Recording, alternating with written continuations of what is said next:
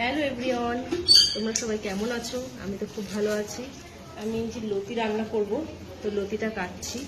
লতি দিয়ে তেলাপিয়া মাছ দিয়ে রান্না করব। তো তোমরা কি লতি দিয়ে তেলাপিয়া মাছ দিয়ে কখনো খেয়েছো? খেয়ে দেখবে, খুব সুন্দর লাগে খেতে। আর সকালবেলা রান্না করেছি আলু ভাজা, বকফুলের বড়া, আর করেছি ঝিঙে পোস্ত। ঝিঙে পোস্ত অনেকেরই ভালো লাগে, কিন্তু আমার ভালো লাগে না। ঝিঙে পোস্ত আমার ছেলে ভালো খায়, ছেলের বাবা ভালো খায়, কিন্তু আমি ভালো খাই না। এই লতি দিয়ে তেলাপিয়া মাছটা রান্না করব, এটা আমার কিন্তু খুব ভালো লাগে খেতে। এটা কাঁচা লঙ্কা দিয়ে রান্না করব, শুকনো লঙ্কা দেবো না।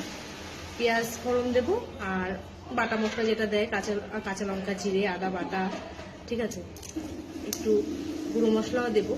নর্মালি রান্না করব। তো চলো লতিটা কেটে নিই। আর তোমাদের কি আমার ভিডিও ভালো লাগছে না? তোমরা লাইক কমেন্ট করছো না, বুঝতে পারছি না আমার কি কোনো ভুল ত্রুটি হচ্ছে, তাহলে আমাকে অবশ্যই জানিও, পাশে থেকো। আমি ভিডিও করে সফলতা পেতে চাই, নিজের শখগুলো পূরণ করতে চাই। জানি না ভগবান কতটা আমাকে আশীর্বাদ করবে। তো সবার উপরে তো ভগবান, তাই না? ভগবান যদি কিছু না চায়, তাহলে তুমি জীবনে কোনোদিনই কোনো কিছু করতে পারবে না, ভগবানের আশীর্বাদ যদি তোমার কাছে না থাকে। তারপরেও তোমরা একটু ভালোবাসা দিও। আর আমার যদি কোনো ভুল ত্রুটি হয়, তবে অবশ্যই আমাকে জানিও। সবাই ভালো থেকো, টাটা, আবার পরে দেখা হবে।